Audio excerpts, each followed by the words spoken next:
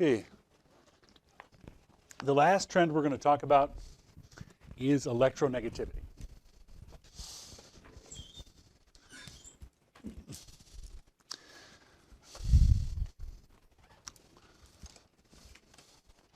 So electronegativity, this is the definition. The tendency for an atom to attract electrons to itself when chemically combined with another element. Okay, that's the definition. So what it means in terms of atoms is how hard they pull on their neighbor's atom. Or neighbor's electron. Not atom, but electron. So you put two atoms together, measure how hard this atom pulls on that atom's electrons. So that means how hard they're pulling on their neighbor's electron. I like to use the analogy of greedy or covet. Covet's another good word. How much do they covet the electrons? Want your neighbor's electrons.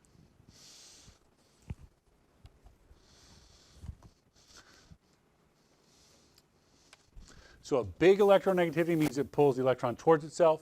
Small electronegativity means it doesn't pull it towards itself. It's not that it pushes it away, it just doesn't pull on it. We only have pulls.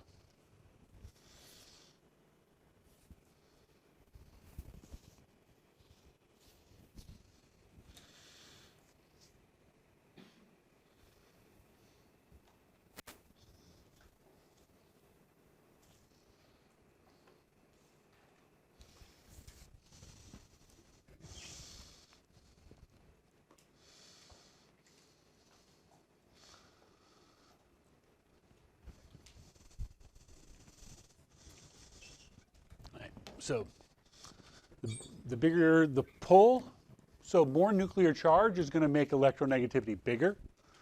More energy levels is going to make electronegativity smaller because energy levels get in the way. Nuclear charge does more pulling. Right? So here's the trend.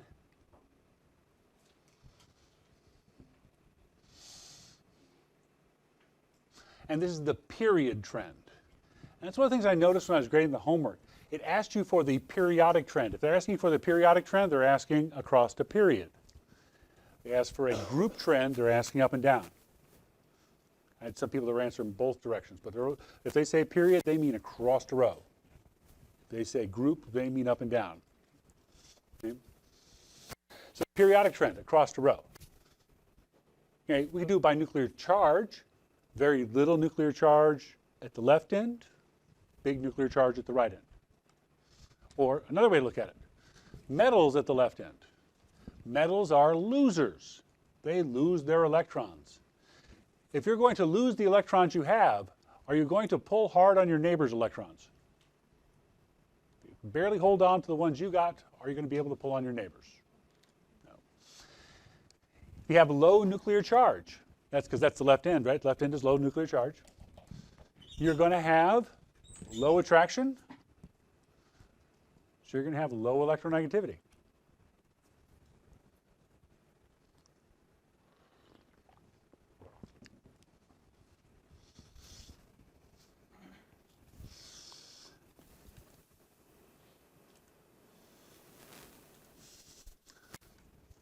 On the right end, you've got nonmetals.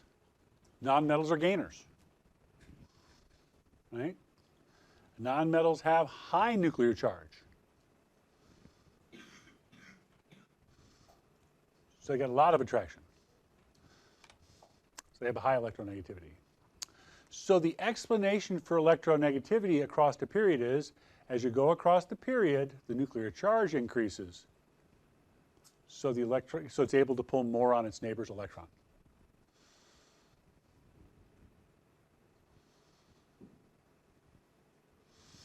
So again, a period trend is always explained by nuclear charge.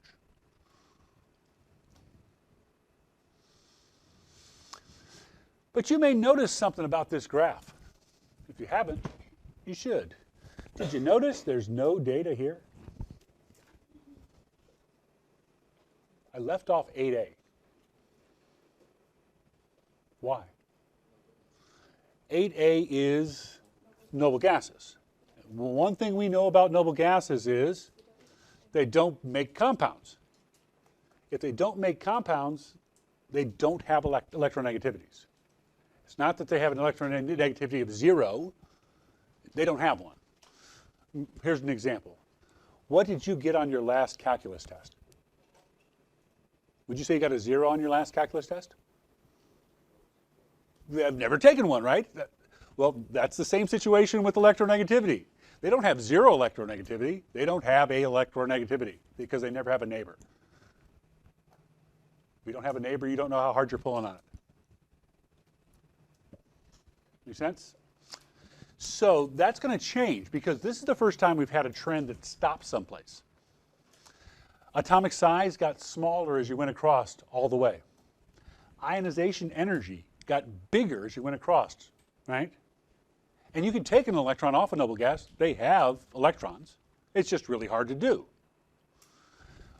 Electronegativity increases as you go across, and it gets bigger until you get to halogens, and then it stops. You don't include anything after that. So the biggest one is going to be on the right-hand side, but it's not going to be a noble gas. Whereas for every other one, the biggest one's going to be on the right-hand side, and it is going to be a noble gas. So electronegativity doesn't include the noble gases. That make sense? I mean, if you never have a neighbor, you can't have an electronegativity. All right, group trend. What is the general group trend? There's the graph. It goes down, right? So as I go down a group,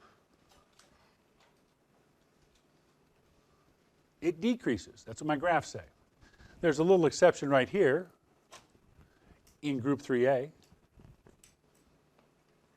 But notice where group 3A is. Group 3A is where we've stopped talking about transition metals again.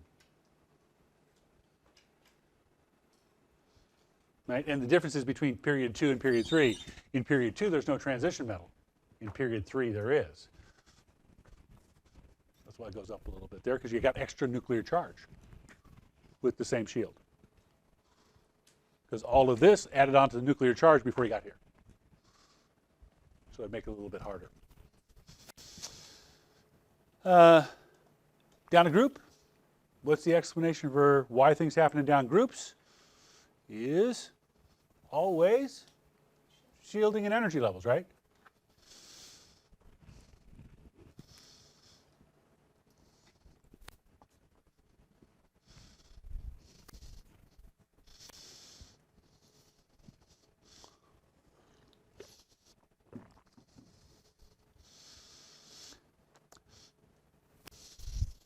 So that's going to be less attraction for electrons.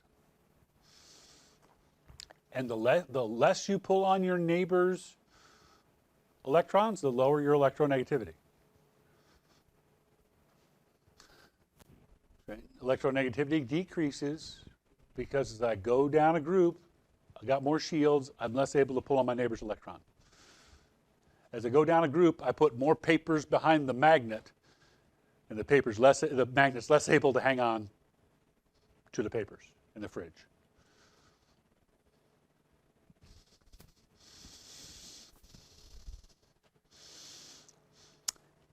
And that concludes the new material for this unit. Think about your reading. That's where you stop. You stopped at electronegativity. Okay. So we're done with the new material. I want to put a couple of summaries in front of you so that you maybe give a different way of thinking about it. If you've got those graphs, it'll save you from sketching. But here's a good thing to remember. As you go up and to the right, ionization energy and electronegativity increase.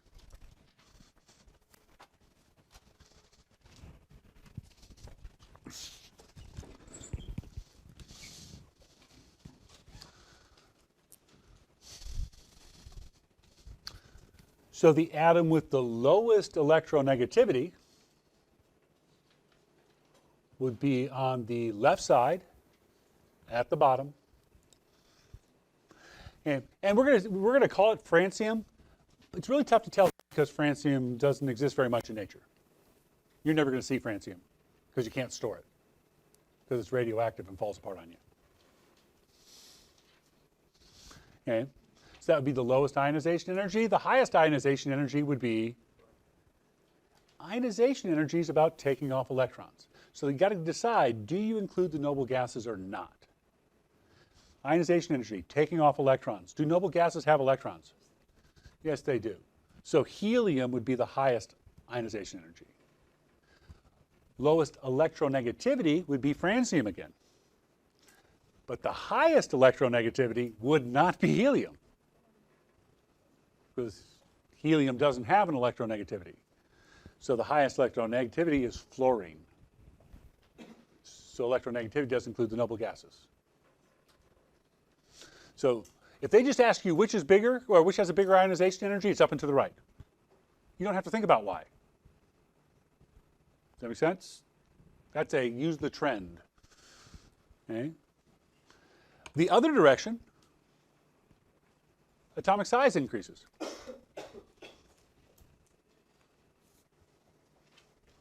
As I go to the left and down, atomic size goes. So if I had to predict what the biggest atom was, I would say it would be on the left-hand side and it would be at the bottom. So we're back down here to francium is the biggest. And the smallest, okay, would be up and to the right. So you notice it's either down and to the left or up and to the right every time. And as long as you know more layers makes size bigger, then you know the atomic size one. More layers makes the electron less attracted. That tells you ionization energy and electronegativity.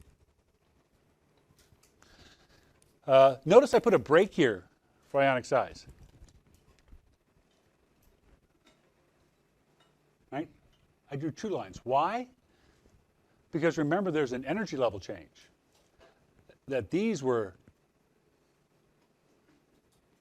like this, and these were like that. That these look like the noble gases after them, so they're bigger. These look like the noble gases before them, so they're smaller. It goes bigger, smaller, and then there's a big jump, and it drops again. You get a big jump when you're changing from things that look like the noble gas before, the positive ions, to the noble gases after, the negative ions. That's why I put that break in the middle of my ionic thing. If they do ask you why, you should already have this on your periodic tables. If they do ask you why, if you're talking left or right, you should talk about how nuclear charge would affect this. And if it's up and down, you should talk about how shielding and energy levels affect this. So left and right, the why reason is always nuclear charge, because you're in the same energy level, so it can't be energy level. Up and down, you're changing energy levels, so that's what makes the difference.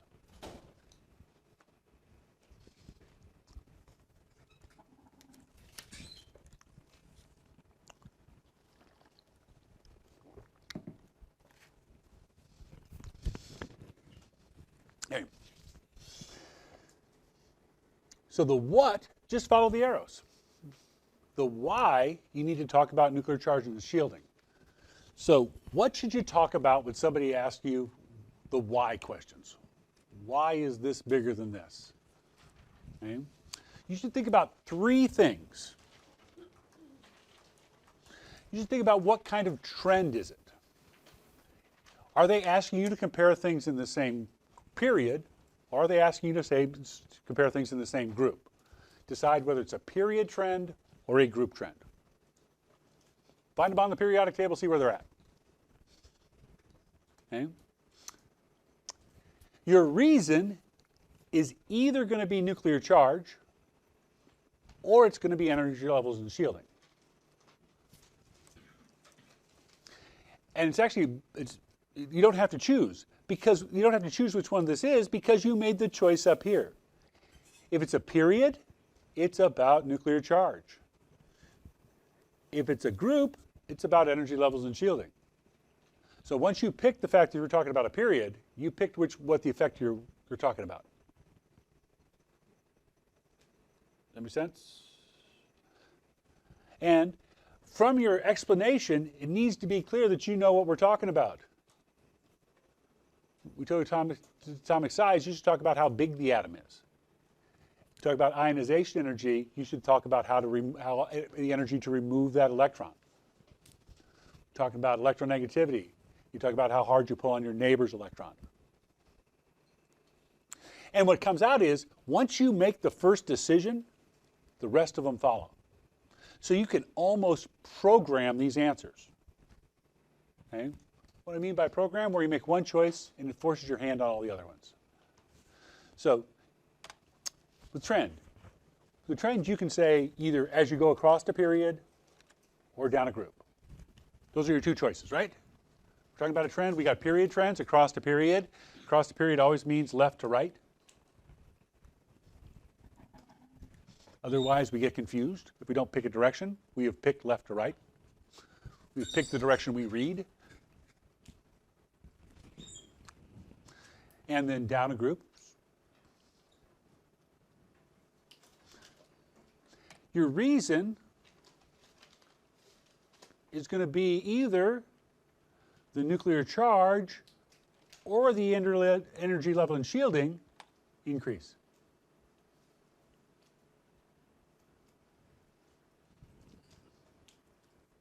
Should have parentheses around the S because energy level and charge doesn't need the S.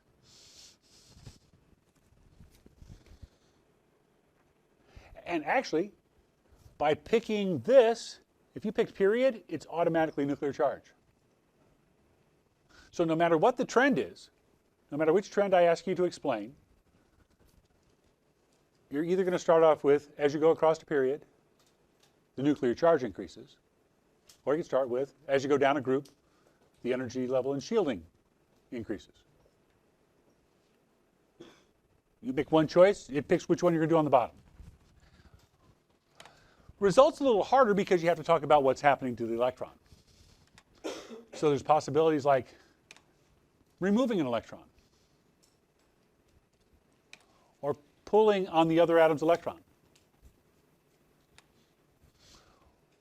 Or talk about where the outer electrons are, because outer electrons are going to decide size. Pull on the other atom's electron is electronegativity. Removing the electron is ionization energy.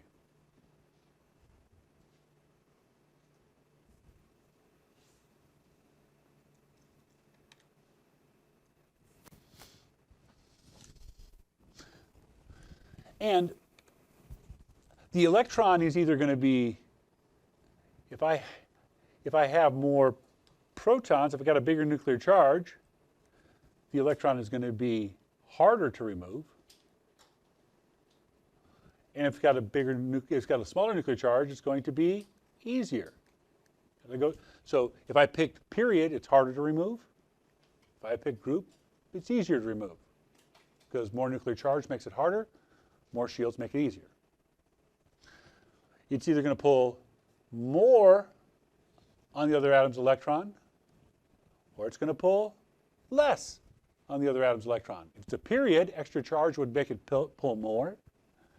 If it's a group, extra energy levels would make it pull less.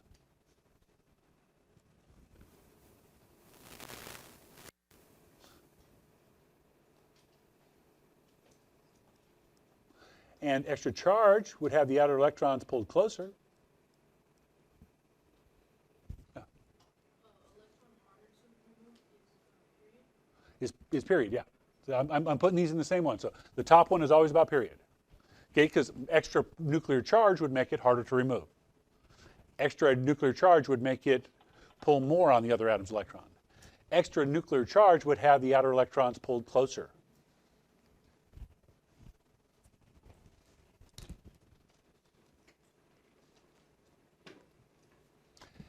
Extra energy levels would make the electron easier to remove. Extra energy levels would make it pull less on the other atom's electrons. Extra energy levels would make the outer electrons be pulled less because there's more shielding. So you make that first decision about period, and it's made all the decisions for you. Okay? So the blank is blank. So the ionization energy is higher. So the atomic size is smaller.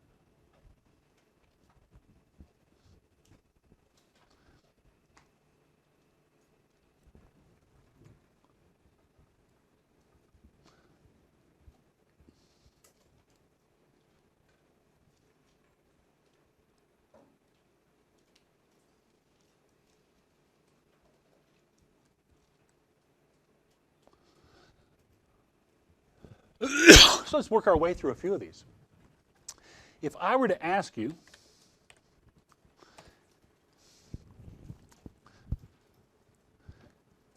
tell me about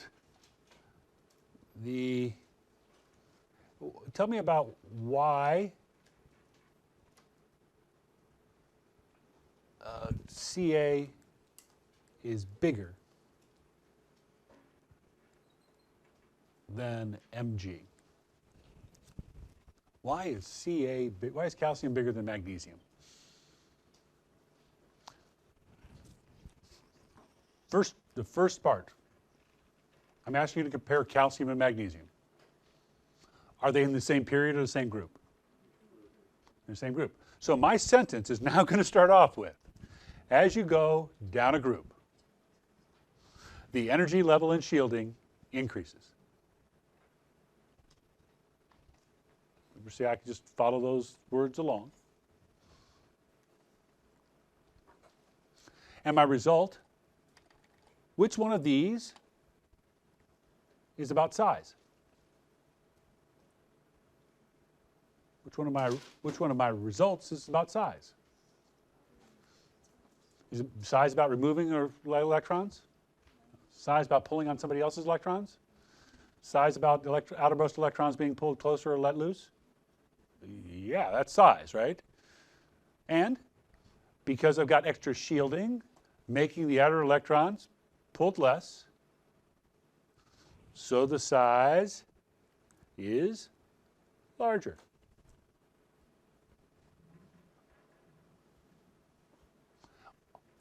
So I had to know what these pieces meant, and I had to pick period or group.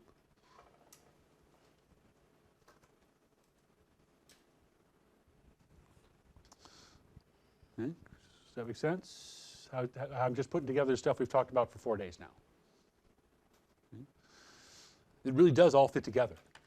They seem like a whole bunch of separate stuff, but it really is just one decision carried out over and over again. So, which has a higher ionization energy? Gallium or calcium? Which has a higher ionization energy? Well, calcium and gallium are in the same period, and ionization energy increases up and to the right, right? So it's going to be gallium. Notice I didn't have to do any of this writing this stuff out because they didn't ask me the question I'm going to ask next. Why? Why is gallium got a higher ionization energy than calcium?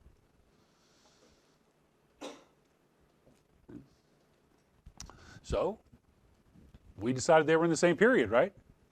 So my first sentence is, as you go across the period, the nuclear charge increases.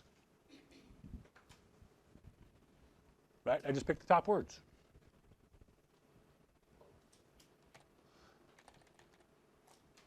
Okay? Which one of these is about ionization energy? The ionization energy is about removing electrons, right? So as you go across the period, the nuclear charge increases, making the electron harder to remove, so the ionization energy is larger.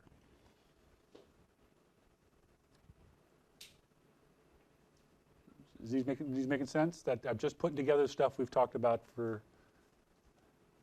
I know it seemed like I was being repetitive, that I may have confused you by saying the same thing over and over because you thought it was different, but it's the same thing over and over again.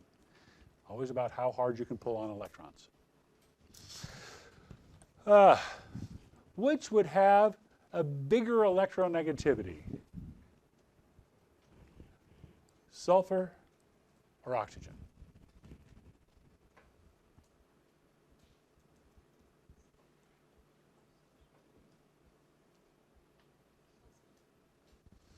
Okay. So it's electronegativity. Our trend, electronegativity, increases up and to the right. Oxygen's above sulfur. The biggest electronegativity is going to be oxygen.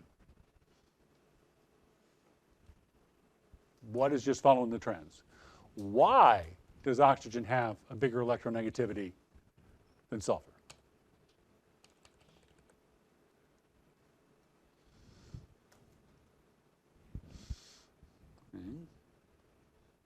Why? Okay, well, sulfur and oxygen were in the same group, group 6A. So as you go down a group,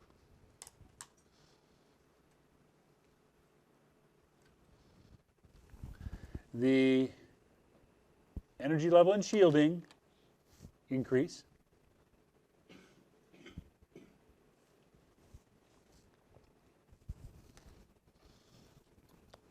Notice I picked group, so I picked the bottom one. Group always goes with energy level and shielding.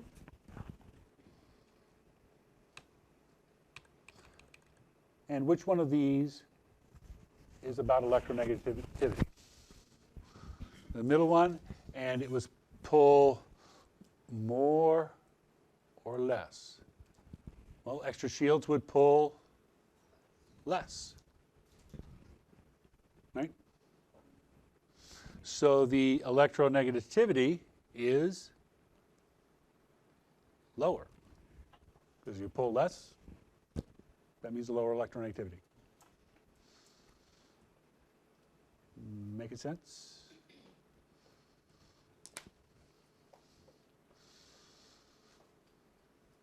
Okay.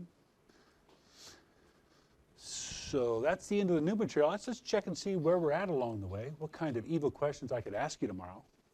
Probably won't see any of these questions, but I will be comfortable asking you the content within.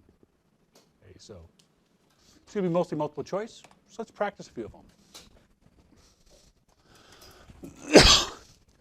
Which of the following is true about the electron configuration of representative elements?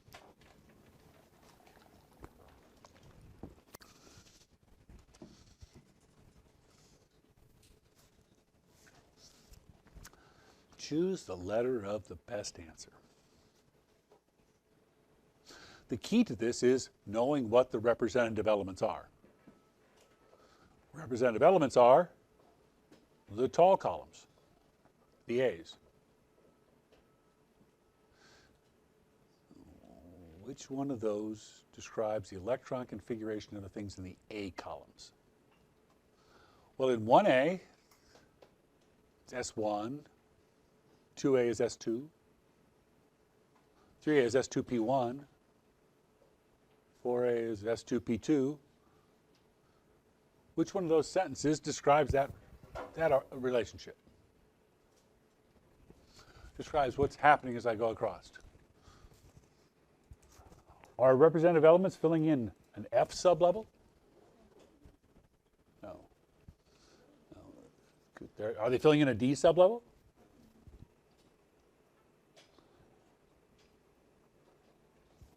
Highest occupied S and P are partially filled? Well, S1 is not full, is it? S2P1 is not full, is it? No.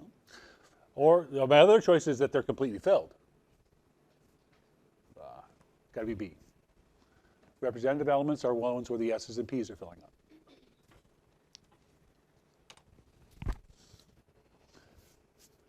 What causes the shielding effect to remain constant across the period?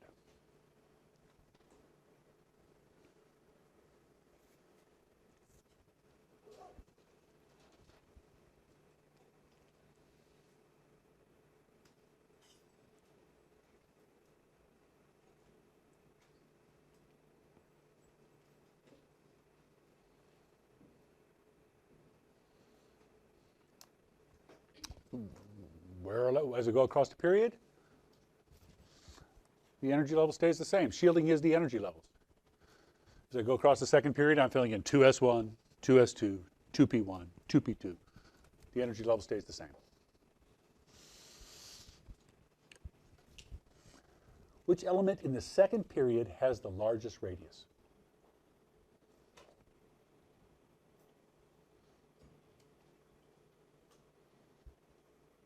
That was nice. I gave you things that were all in the second period. It'd been mean of me to give you something that wasn't in the second period.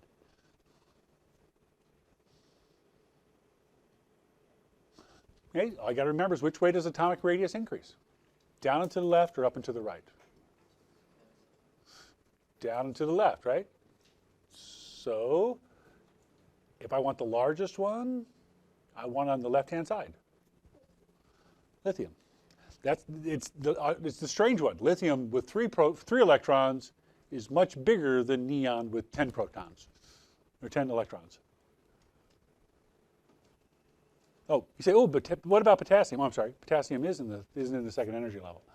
Yeah, I thought I put that in there.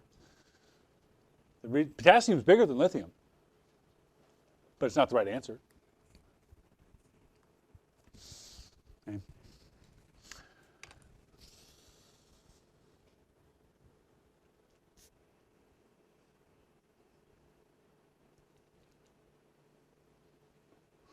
Hopefully you guys can remember this. Can you remember it? Are you sure? I'm positive. Positive.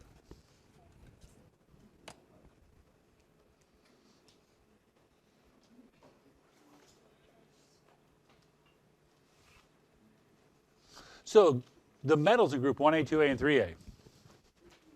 A, gain electrons when they form ions. B, all form ions with a negative charge. All have ions with a 1 charge, lose electrons when they form ions. Which one of those describe metals?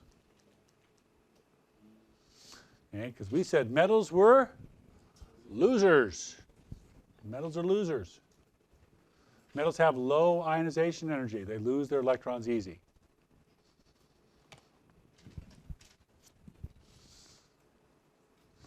How does an atom form a negative ion?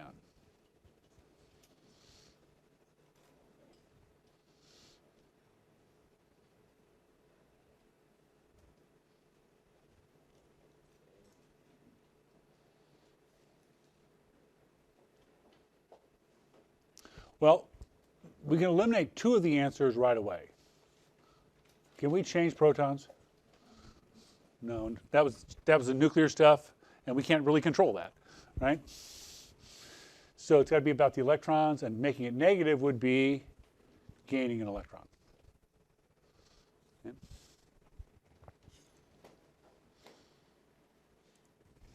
No, that is not what I clicked on. It isn't. That was a way long time ago.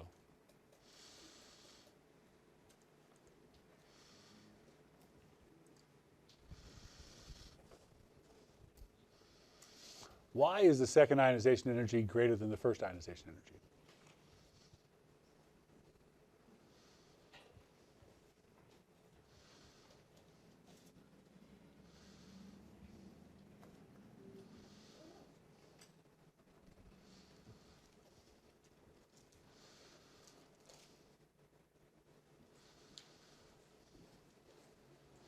That looks so good. But the answer is, of course, A. And I was reading your homework last night, and I saw what happened out of the book because I gave a different answer than you on the homework. Because I asked the difference between first and second ionization energy, and some of you wrote that the first ionization energy is when you're moving it from a negative ion, from a neutral atom, and the second ionization energy is when you take it away from a 1 plus ion. That's just a different view than the way I taught it, which was the first ionization energy is the energy to take off the first electron. The second ionization energy is the energy to take off the second electron. because when you get the second one, you're taking away from a positive ion, which is going to be harder to do, pulling a negative charge away from a positive ion. Okay? So what they wrote and what I said were the same thing, just different viewpoint. I was focusing on the beginning atom. They were focusing as it changed. Okay? So what is the element with the highest electronegativity value?